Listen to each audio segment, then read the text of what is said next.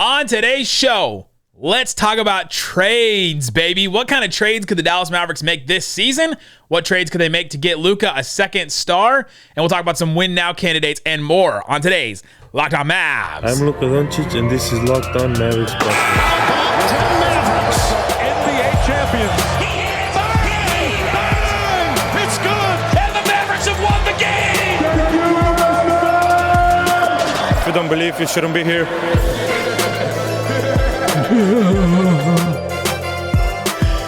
And welcome. You're locked on to the Dallas Mavericks. My name is Nick Angstadt, media member and NBA channel manager for the Locked On Podcast Network. Thanks for making Locked On Mavs your first listen every day. We are free and available on all podcast platforms, including YouTube. But the best way you can help us grow the show is to comment anything below. Let us know. Give me one player. Name me one player you want the Mavs to trade for. Let me know in the comments below.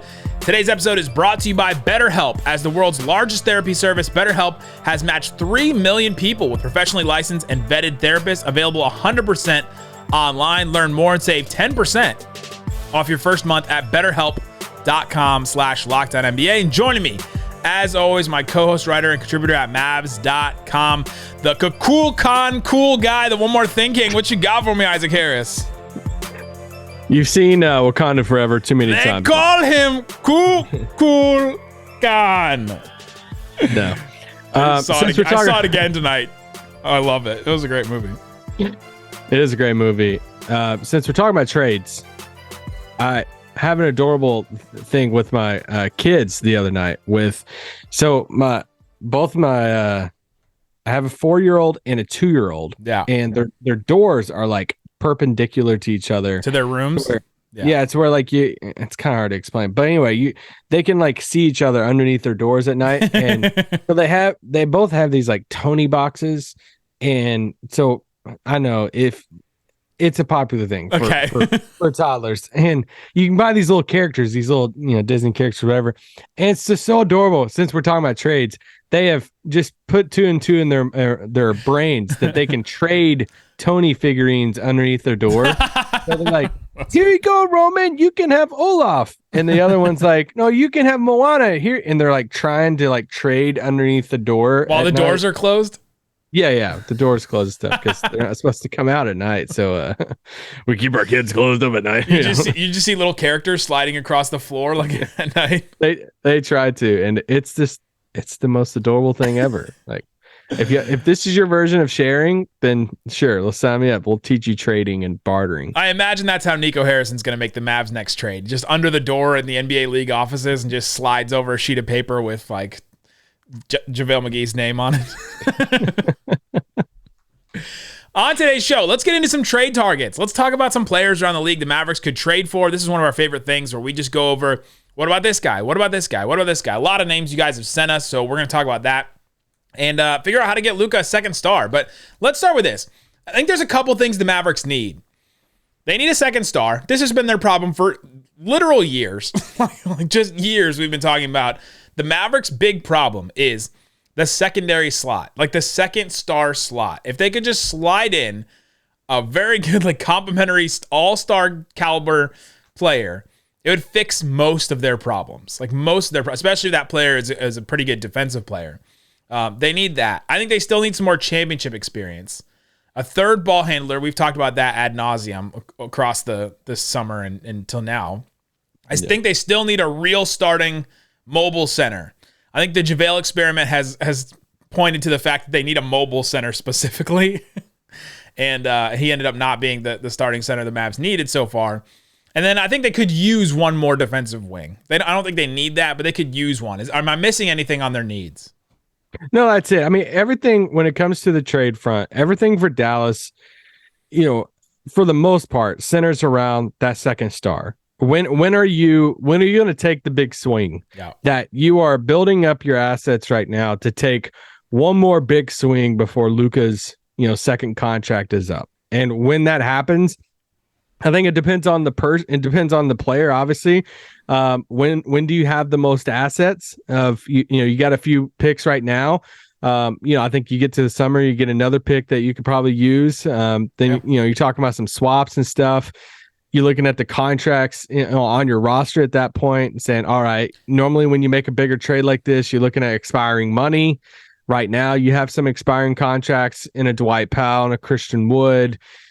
The thing that they're missing right now is that like young centerpiece of the deal, or at least a young piece in the deal.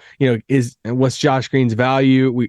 That was the big, losing factor of, not really a big losing factor, but that was a factor of, the Jalen Brunson stuff of, okay, you Brunson could be in a deal. And one of the reasons why we think that they lost Jalen Brunson because he knew that, all right, next time a star becomes available, I'm going to get traded to whoever that team is to get that second star. He knew that, and we think one of our theories is that he left because he didn't want to just sit around and be trade bait, right? He thought that his daddy and the Knicks wouldn't trade him. So we'll see if that happens, like looking at their start so far this season. Let's talk about some actual players' names, though, because I'm looking at some second star possibilities. This is maybe swinging big early. Let's swing big early. Maybe not this season, but like coming down the pike in the future. We talked about Anthony Davis, but just quickly, Anthony Davis may be available this season. He had a really good game the other night, but the Lakers team's going nowhere. It seems like their one chance to get out of debt-free sort of situation is just trade Anthony Davis and start over. We don't think he'd be the perfect fit because he can't really carry a team when Luka's on the bench, right? There's just some weird things with him. The injuries, it would be a better version of the Kristaps Porzingis thing, but it would cause the same problems. Yeah, no. Just point blank, no. He said, me. "Yeah, no." I just, obviously there's a price that you get to for Anthony Davis where you're like, all right, cool, but for the cost, if they didn't have to send a lot, like sure, let's roll the dice with it and try it. If it was like, I don't know, even like 2 firsts and some players, you're like, okay, let's try that. But if it's 3 firsts and swaps and all the stuff that like they're asking for, that teams have been asking for actual star players. Like, I don't know if Anthony Davis is worth it at that point. It seems weird saying that now, because if you go back to like the bubble, and it's like, dang, I mean, he was a top 5 player in the league. Oh, he was hitting every shot he was taking. So, and he's still a really good player when he's healthy. It's just I'm just not willing to swing big. The Mavs have to nail this. They have to nail this one. Like this one has to be nailed because we're about to hit Luka's title window, right? He's getting to he's still 23, so he's not, he's not even to the MVP. I mean, we're in the title window right now. Yeah, he's that good. Usually a player's title window, even LeBron's or Giannis's and whoever, it ends up being like 26, 27 years old. I think Wade with that cheating Heat team was the one that was earlier. I think he was like 24. Jimmy Butler, I've mentioned this one before. The Heat are back to 500. It doesn't seem like they're in such desperation, but it does seem like their title window has closed. Maybe they decide to like close up shop on this whole thing and ship out some of these guys. The Kyle Lowry experiment seemed to have failed. Jimmy Butler's their one guy to like, all right, let's trade this, start over with Hero and Bam and try something else. Jimmy Butler, I think would be great. Like that's a player I would go all in on, I think. Yeah, I mean, I think for them, their heart behind it would be if they just wanted to just take go take a step back to take a bigger step forward in the offseason or something like that, to where it had to be like expiring contracts, get first round picks back from Dallas. It had to be a big swing from Dallas. And Huge. Then your question you're asking at that point is, are you wanting to give up all the assets for how many good years does Jimmy Butler have left? 2, 3? Yeah, so he's 33 right now. He just turned 33 in September.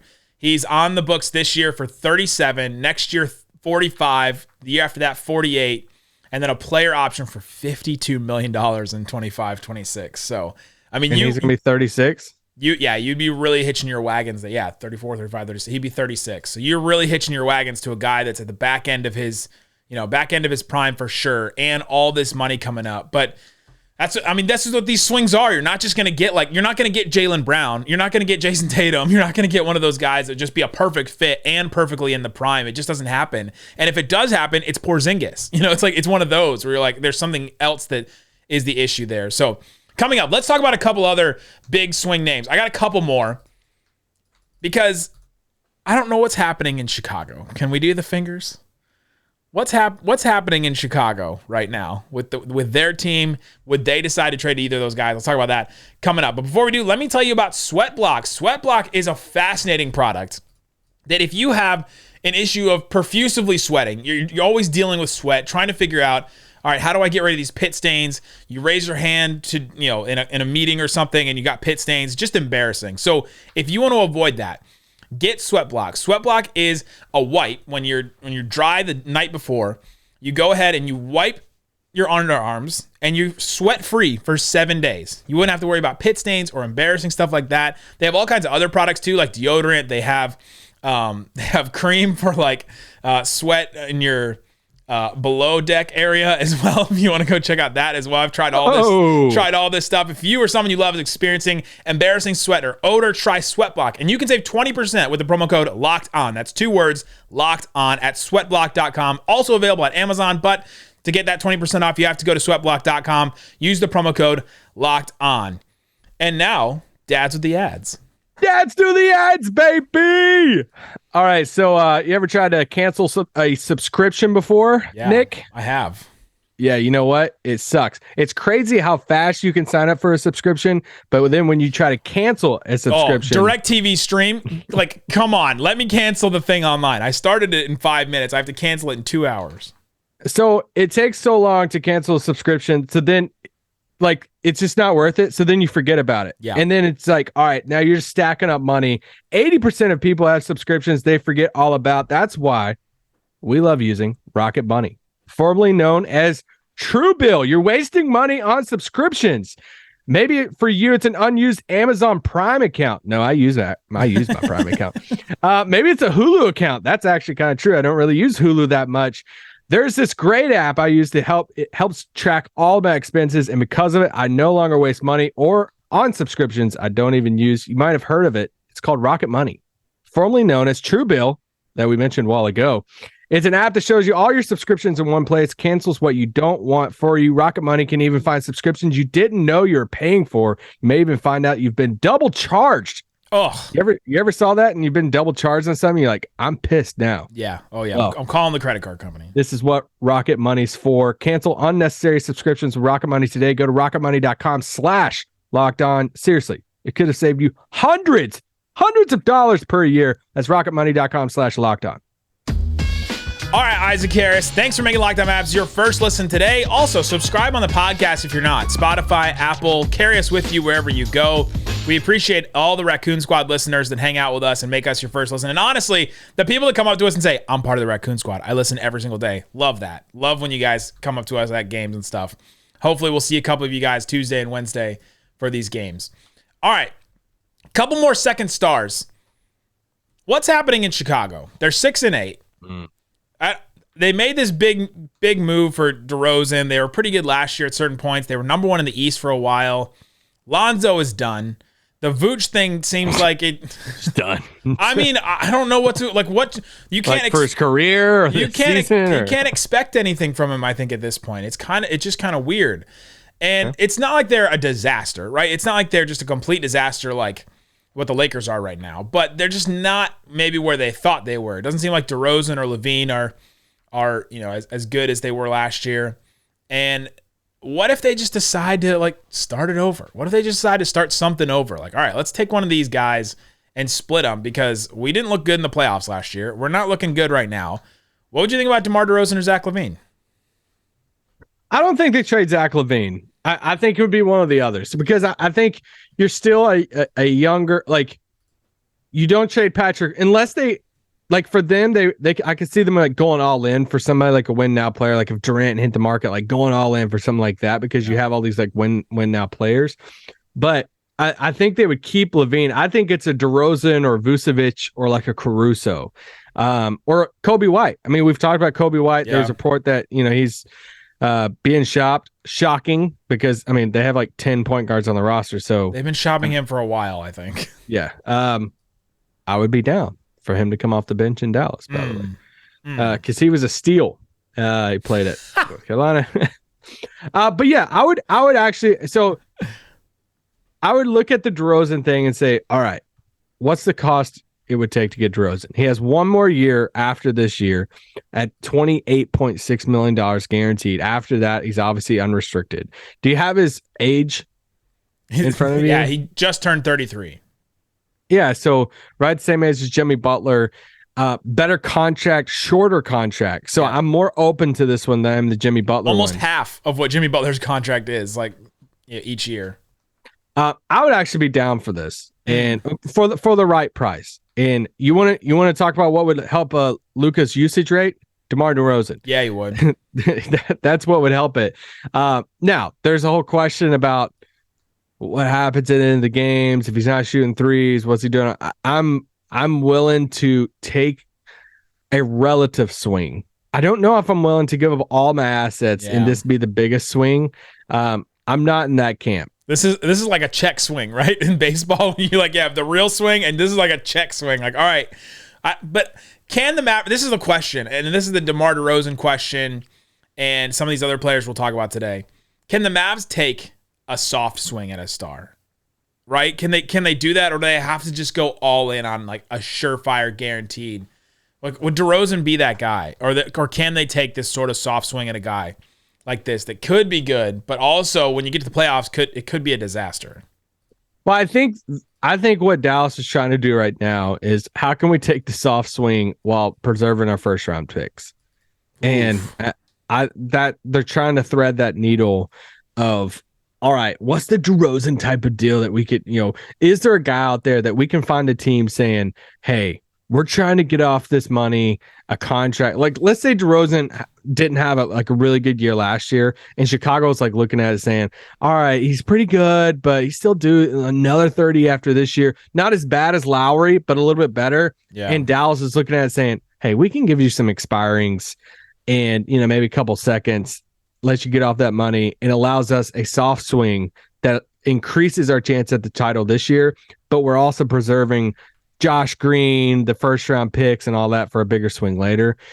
I just think DeRozan's a little bit too good. At that point, it's like, what are you sending Chicago that they would want to do this, right? That's what it becomes at that point. It's like, okay, what makes it worth it on their end?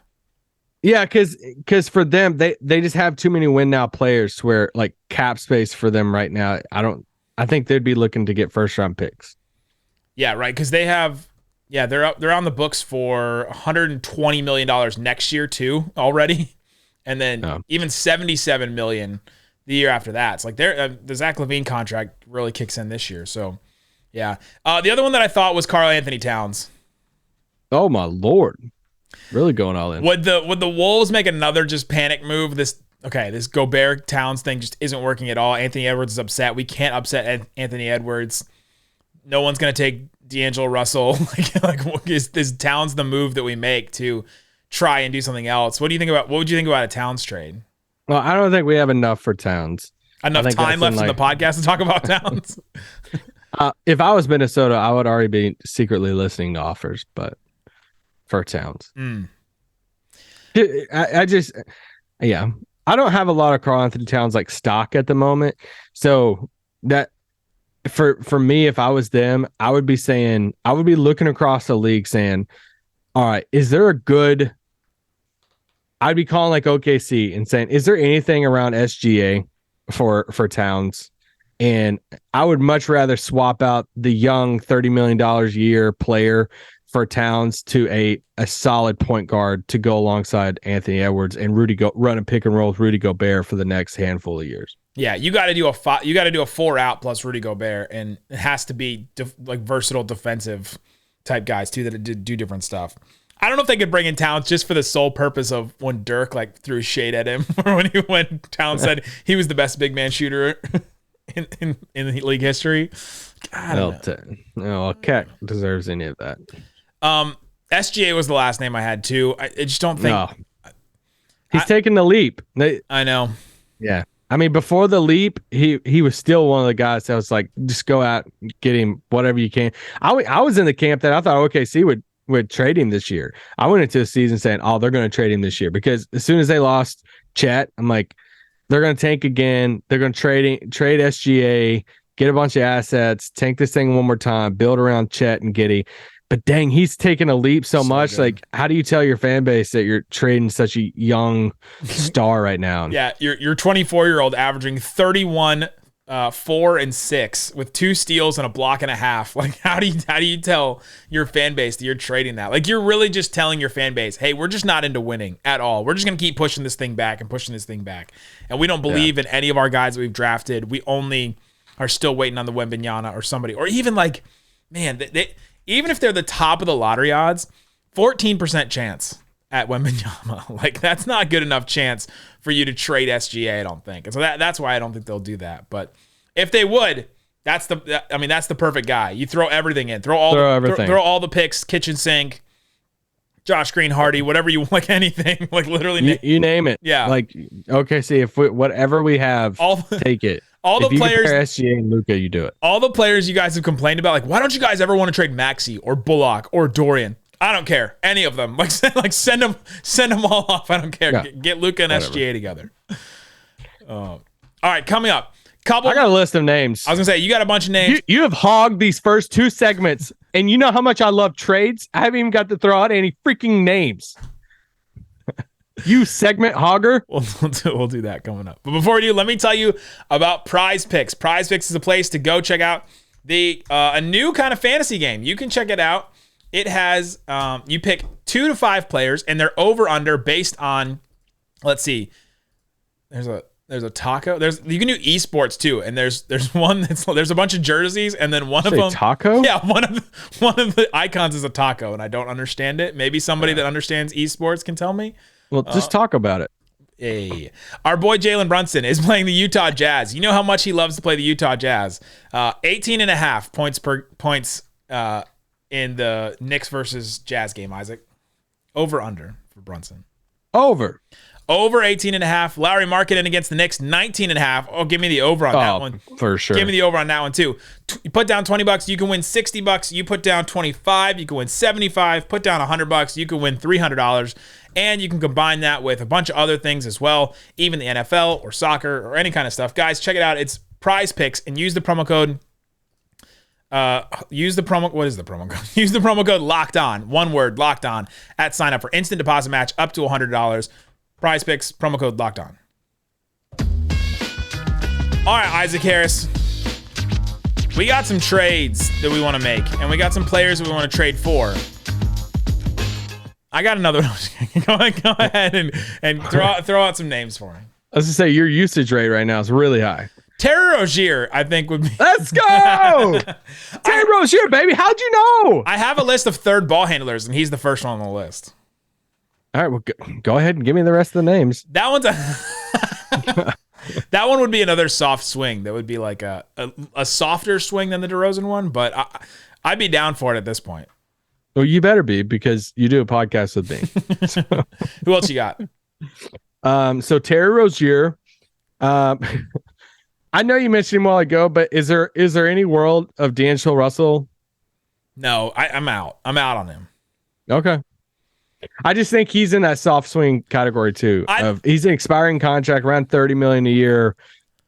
Yeah. There's like these players out there that produce, they like put up numbers, but you just are so happy they're on somebody else's team and not yours, right? It's like the Patrick Beverley Salah measure, where you're like, ugh, you hate it when he's playing against you, but you love it when he's on your team. D'Angelo Russell Westbrook, even Kyrie, you're like, it's totally fine. I'm glad they're on some other team, and that our team doesn't have to deal with that headache, right? I feel like he's one of those. Let's end this pod on Russ. I got him on my list for third ball handlers. Let's end it on Russ. Any of these like bigger contracts that you're saying, all right, there's a combo of our contracts that I'd be open to for Tobias Harris or Joe Harris? The Tobias Harris one is interesting. I saw a slightly biased post like Tobias Harris would make way more sense on the Mavs than the Sixers, and I'm like, I kind of agree, but I don't really know what Tobias's exact role would be, and like, where is he? What's he doing on the Mavs? Right? Is he like the version of Christian Wood that Jason Kidd would trust? Like, I think that would be the version, but he wouldn't start like at center. He would start at the 4, and like, he's not the best defensive player, so you're like trying to craft a really good defense around Luka and Tobias Harris, and he would obviously bring great scoring and shooting and all that stuff, like the stuff that they need. It's just sort of, it's an odd fit. And he makes a lot of money. If Philly called and said Bertans and Tim. Yes. Yeah. You would do that. You'd do that 100%. Tobias makes 37.6 this year, 39.2 next year. That's an easy one. You're getting off of long-term money. You're getting off the Bertans, Tim Hardaway Jr. Like, you're getting a more consistent shooter in Tobias. Like, you would do that. It's just the fit would be a little strange. A little clunky. Kyle Lowry, yeah or nay? Yeah, I looked at this one too. It's a lot of money. It's $28.3 million this year, $29.7 million the year after that. It's guaranteed. So he would become a pretty big expiring deal next season. But I don't know what are you getting at this point? I haven't loved what I've seen out of him this year. You look at because the common thing to do when you look at some of these trade scenarios is I just wrote down teams. I wrote down teams that are underperforming that I could see making a trade right now, like Chicago, like Minnesota. Obviously Houston, they suck, but Eric Gordon, maybe, it depends on how it shakes out. The Pacers Pacers, we've talked about him a million times. Buddy, your boy, Miles Turner. Bring him home, baby. Bring him home. Can I do my Miles Turner thing, or you got something else? Go ahead and do it. Well, but you said the name. It's like Luka asking, hey, can I shoot the ball this time? It's like, oh, cool. It's like, no, Dinwiddie. I think we've learned the Mavs need a mobile center in that spot. You can't have like a plotting center. You can't throw out a Jonas Valanciunas or even a Steven Adams. Like, you can't have that for the type of defense they want to play. I think Miles Turner would just be great. He's making $18 million. He's an expiring. Tim Hardaway Jr. for Miles Turner works straight up. I don't know that the Pacers would do that, but that's just so intriguing to me. Like, if they can make that trade, you fix a lot of your issues. Now, you don't have as much shooting as you would hope, but you fix, and Miles Turner can shoot, but you still just don't have as much volume shooting as you would hope, but it solves some problems there. Yeah.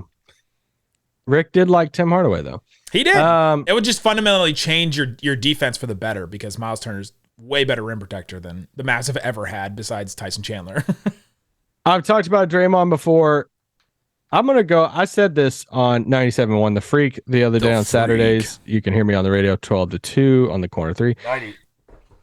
90. There you go. I got the sticker from the Roller Town thing. I said this the other day or this past Saturday. I think the Warriors trade Draymond Green before the deadline. Ooh. And it's just not looking good for him right now. And it doesn't look like he's going to be back next year. So why don't you just go ahead and get ahead of the curve? Like, go ahead and get ahead of it right now. Ship him off before the deadline. I know it's going to be hard for him, but the moment that we start hearing trade grumblings about, hey, the Warriors are privately shopping Draymond Green, y'all better be tweeting at me so fast because I'm going to be like leading the charge. That's such another soft swing too, but it would be a soft swing that would add defensive intensity and like weirdly add a playmaker because he's been such a good playmaker for them. Yes. To imagine the Mavs shooters like running off of Draymond stuff and Luka figuring out how to play with Draymond and running off of that stuff. Like, you'd think that a guy like Draymond with his lack of shooting, like he's literally shooting less than 60% from the free throw line. Like, he just really can't shoot this year, but he doesn't like mess your spacing up that much because of the other things he brings on offense. And we have, the Warriors, it's not about like we have players that would fit into their system. And it's like even our bad contract stuff, you're like, oh, like not that Bertans would be in the deal, but it's like, oh, Bertans would fit in Golden State. Yeah. Tim would fit in Golden State. Like almost all these dudes would fit in Golden State for the most part. So anyway, I'm about Draymond. Would Cleveland entertain a Karis LeVert for Tim type of deal, and would Dallas? Yeah, I don't know. So you're doing a little. They make around the same amount of money, similar roles, but Karis LeVert is due. He's an expiring contract. So if Cleveland looks at it and says, "All right, we don't know if we're going to be able to retain him this offseason. We have a lot of money on our books already. We would much rather have a similar guy that's already under contract that we don't have to worry about losing for nothing for the next few years because we're in such a win now mode." Yes, I wonder if there's something there.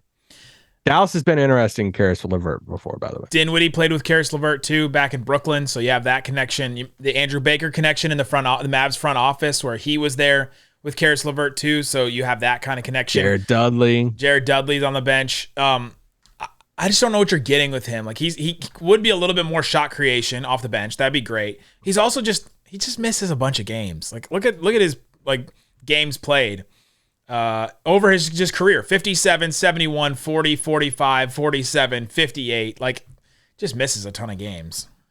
Yeah. Okay. For the sake of getting to Russ, this is a question I have for you. In light of the SGA, because we really didn't throw out a ton of names, realistic names, that is like, hey, we're willing to make the big swing for it.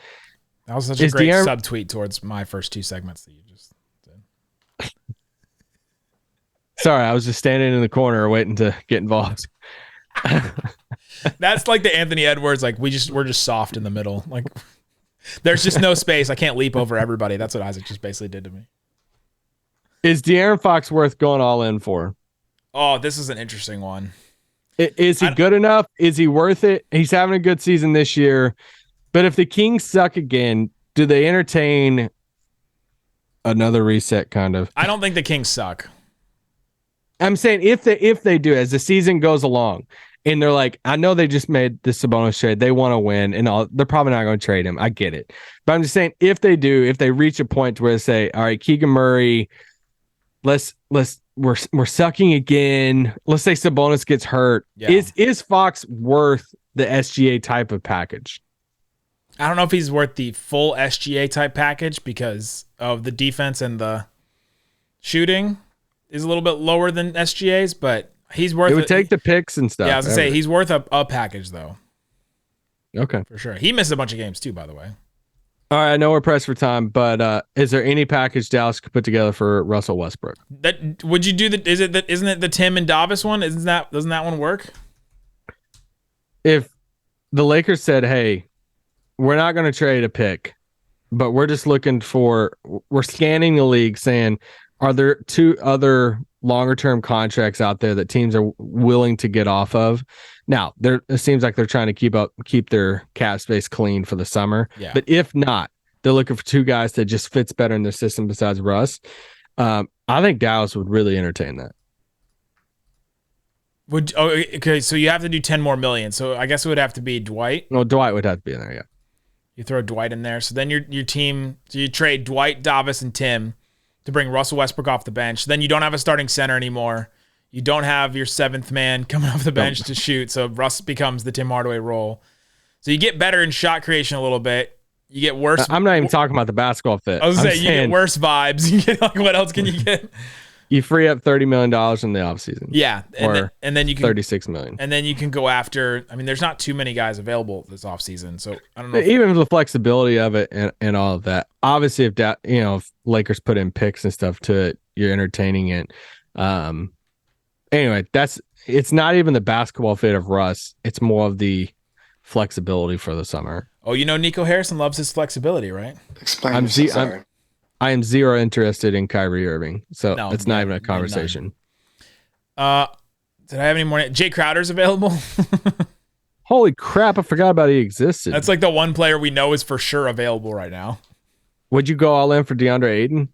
I thought about that one a lot because I made a list. We'll probably do this as another podcast, but all the mobile starting centers in the NBA right now, like if you're just like, okay, if the Mavs ever want to upgrade at center, this is the list of names they have to choose from. It's not many. Like there's not many centers that fit this.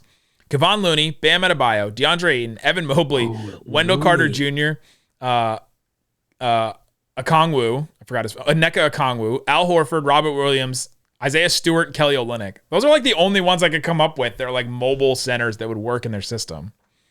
I don't think Atlanta's trading Okongwu, but Looney is very interesting. That would be a great one. That would fix a lot of problems.